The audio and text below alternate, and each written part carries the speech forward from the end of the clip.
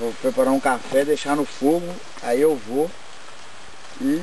Não, uma água, deixar no fogo e volto.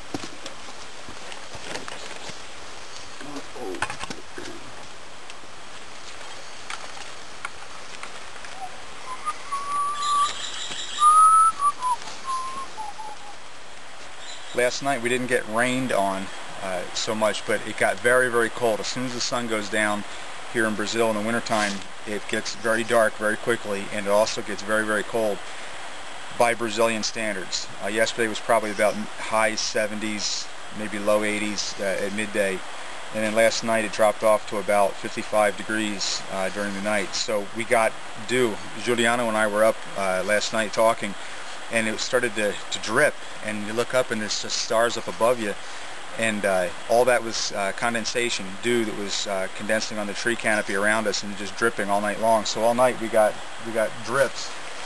Even if you don't get rain, you still would get very wet inside your hammock. You can see this has been drying for about 2 hours now.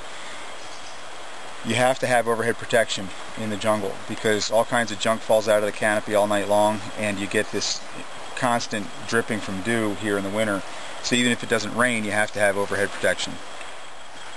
Last night, as it started to cool off here, I realized very quickly that I was going to have to use my poncho liner as a back blanket.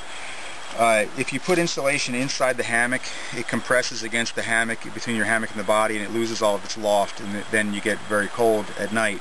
And then you think, well, I need more insulation, so you throw more stuff in the hammock, it gets lumpy, and it just doesn't work as well. If you have your poncho liner or other kind of blanket tied up to the bottom of the hammock so it's snug but it's not tight, it'll still retain its loft when your body's in there, and it'll insulate you much, much better. It makes all the difference in the world. This is just a U.S. Army poncho liner. I have it doubled over, and then I use the corner ties to tie off to one side of the hammock, and then there's a center tie in the other side which I tie off to the hammock, and then I run a piece of paracord through the doubled over edge of it all the way to the other end of the hammock. And I've used this system a lot, and it works very, very well. It is a little fiddly to get it set up correctly because you have to adjust the tension on it. It's not made to be a back blanket for this hammock. If you're going to camp and the temperature is going to go below 60 degrees or so, depending on what kind of insulation you have in the hammock, a back blanket makes a lot more sense than throwing stuff inside the hammock. I know a lot of guys will use a thermal pad and they'll put it in the hammock.